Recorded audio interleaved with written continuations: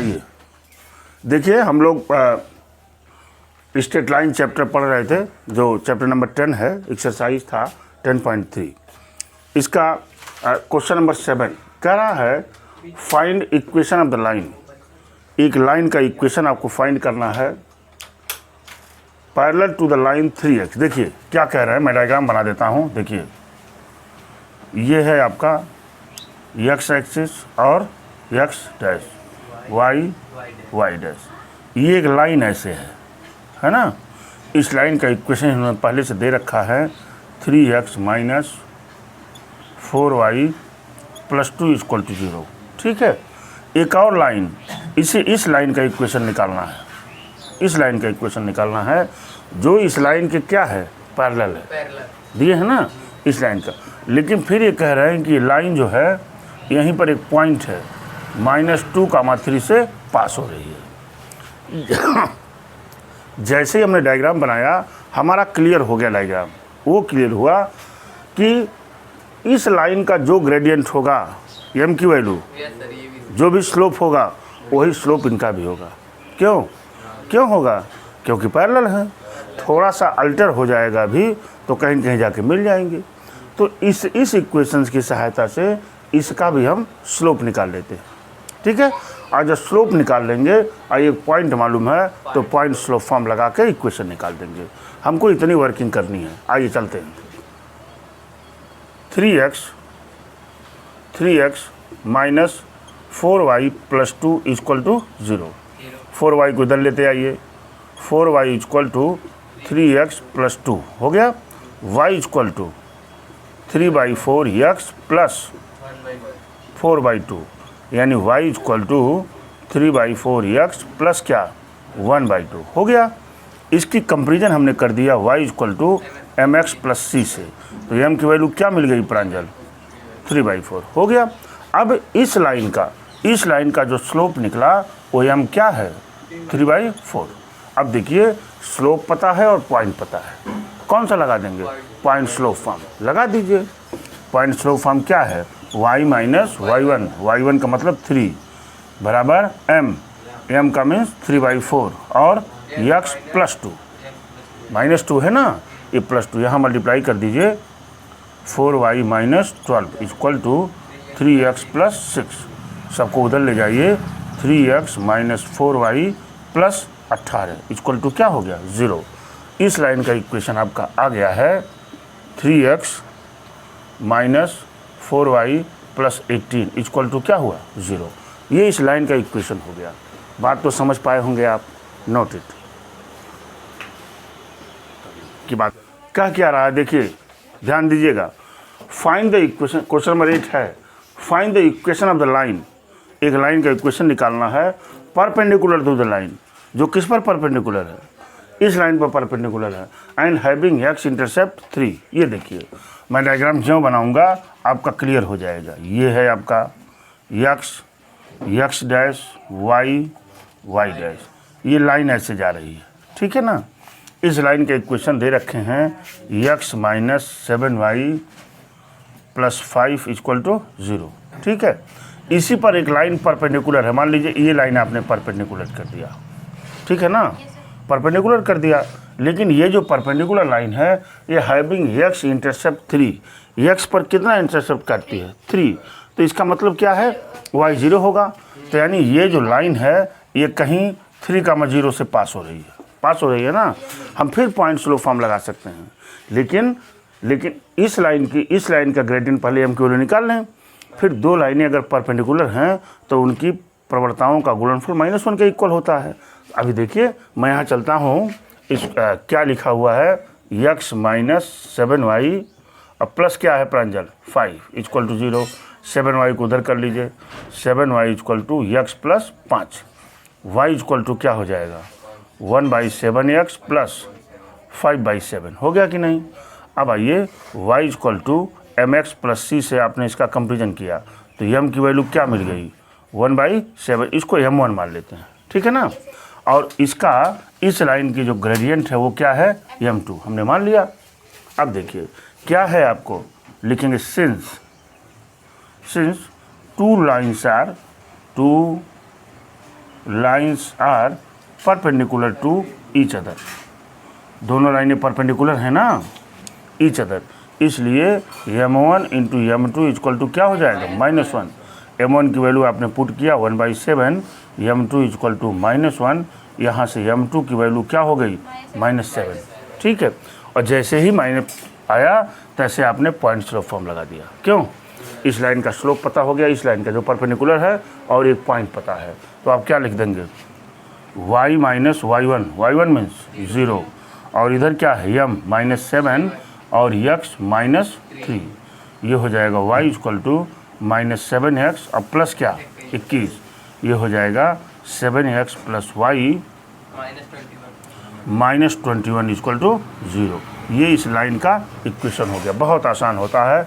इस लाइन का जो इक्वेशन है वो है 7x plus y -21 equal to 0, ये इस लाइन का इक्वेशन हो गया। इस तरह से आप देख पा रहे होंगे कि यदि हमको सारे फॉर्म्स पता हैं तो हम क्वेश्चंस को बिल्कुल सॉल्व करने में चूकेंगे नहीं। किसकी बात कर रहा है, क्वेश्चन नंबर 9 की। Find angle between the line इतना एंड इतना, ठीक है, दो लाइनें हैं, लाइनों को नोट कर लेता हूँ। देखिए √x है ना प्लस y बराबर क्या है 1, और दूसरी लाइन है x प्लस √3y बराबर क्या है 1, ठीक है।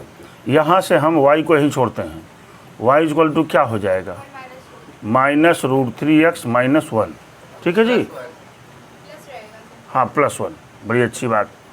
इसकी कंपेरिजन हमने किया y बराबर mx प्लस c से, है ना, तो यहाँ से आप m1 इसको मान लीजिए, तो m1 की वैल्यू क्या मिल गई -√3 मिल गई।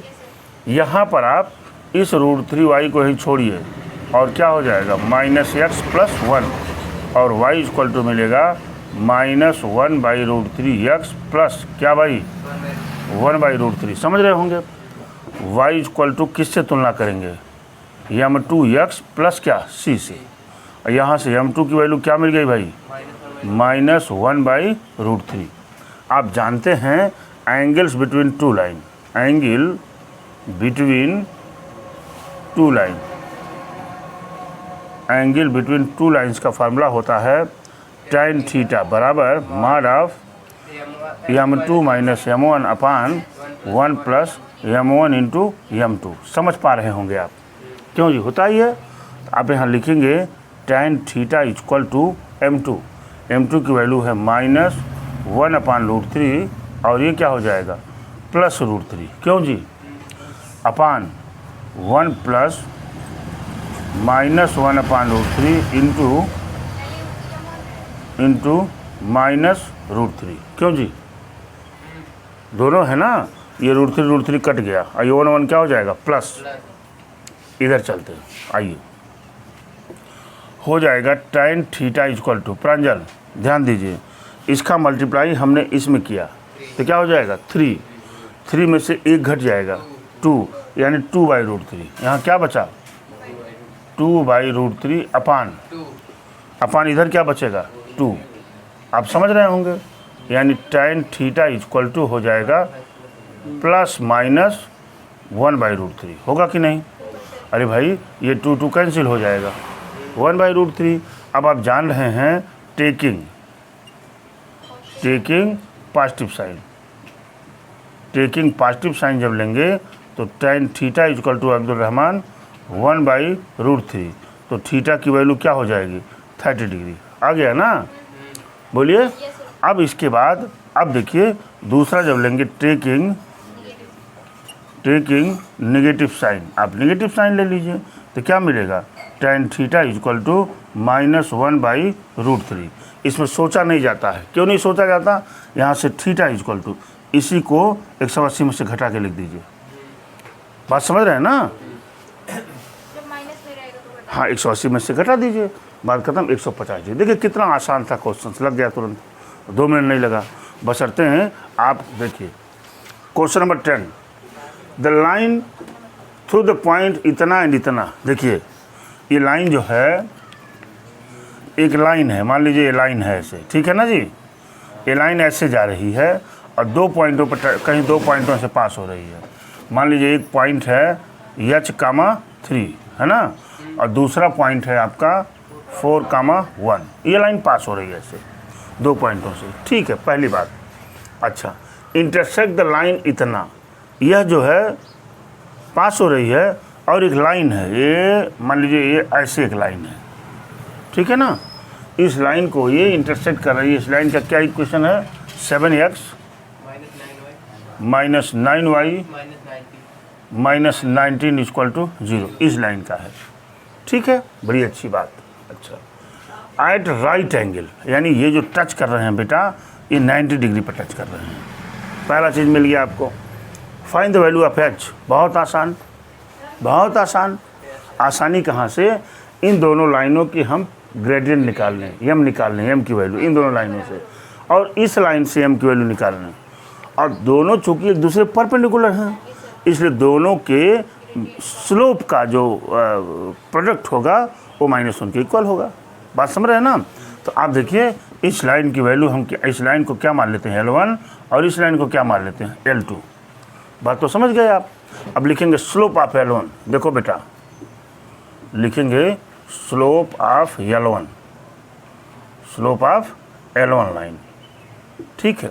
क्या फार्मूला है? m बराबर y2 माइनस y1 अपान क्या होता है? x2 माइनस x1, जब 2 पॉइंटों से पास होती है। क्यों? तो m इक्वल टू यहाँ से क्या मिलेगा? y2 को आप क्या मानेंगे?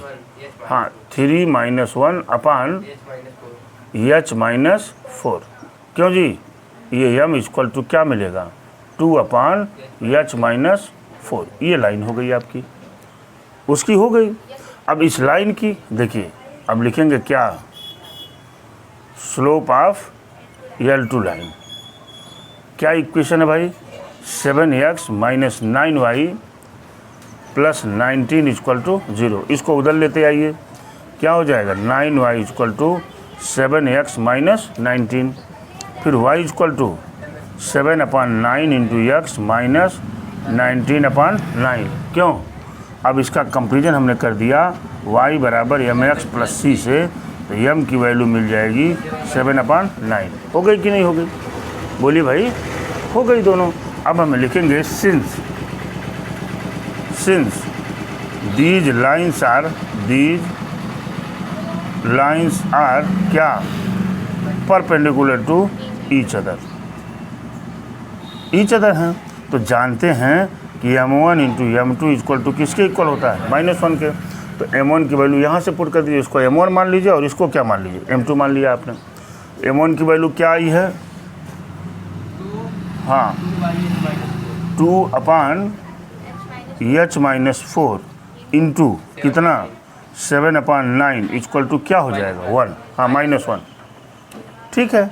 ये कितना हो जाएगा? 14 अपान 9 h मल्टीप्लाई कर लीजिए, ये हो जाएगा 9h माइनस क्या? 36 इक्वल टू क्या हो गया? -1। हम चाहें तो -1 को इधर ला सकते हैं। क्यों? ये इधर गया, 9h माइनस 36 बराबर क्या? -14, ठीक है जी।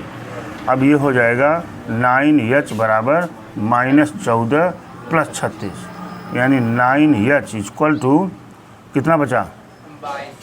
22, और h इक्वल टू 22 अपान 9। ये h की वैल्यू हो गई बेटा। बस इतनी वर्किंग थी इस क्वेश्चंस में। आप देख पा रहे होंगे कि बहुत इजी है, कुछ है नहीं इसमें, थोड़ा सा पीछे वाला जो कॉन्सेप्ट है वही इसमें लग रहा है। क्यों? चलिए देखिए, करा प्रूव दैट, ध्यान दीजिए पहले, prove that the line through the point X Y. एक लाइन है, देखिए एक लाइन है ऐसे एक्स डैश वाई डैश, एक लाइन ऐसे है, ठीक है। Prove that the line through the point, मान लीजिए कोई पॉइंट है बीच में जो ये लाइन x1 y1 से पास हो रही है, ठीक है ना। अच्छा, एंड पैरेलल टू द इतना, और ये जो लाइन है बेटा वो लाइन इस लाइन के पैरेलल है ना। इस लाइन का क्या इक्वेशन है? ax plus by plus c equal to 0। आपको समझ में आ गया होगा। मैं ये कह रहे हैं कि इस लाइन का इक्वेशन बताइए, तो आप जान ही रहे हैं कि चूंकि ये लाइन इसके पैरेलल है, तो जितना इसका स्लोप होगा वही स्लोप इसका भी होगा। होगा कि नहीं होगा? अरे भाई बार बार तो बोल रहा हूँ आपसे कि दोनों पैरेलल लाइनों का स्लोप इक्वल होता है।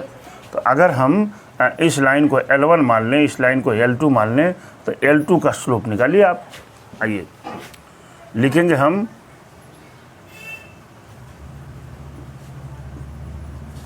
Slope of L2 line. ठीक है, क्या इक्वेशन है? ax plus B Y plus C equal to 0। यहाँ से क्या हो जाएगा?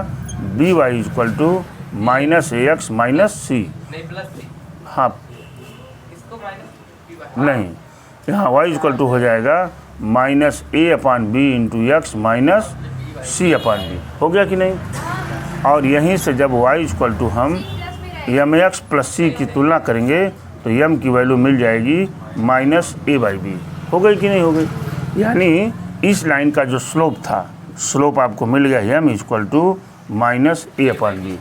और यही स्लोप इसका भी होगा। क्यों होगा? क्योंकि पैरेलल है। तो यानी इस लाइन का भी स्लोप m इक्वल टू हो जाएगा माइनस ए अपान बी। कौन सा फॉर्मूला लगा देंगे? पॉइंट स्लोप फॉर्म लग जाएगा ना। तो लिख दीजिए y माइनस, है ना, यहाँ लिख दीजिए इक्वेशन ऑफ लाइन। कौन सी लाइन? L1।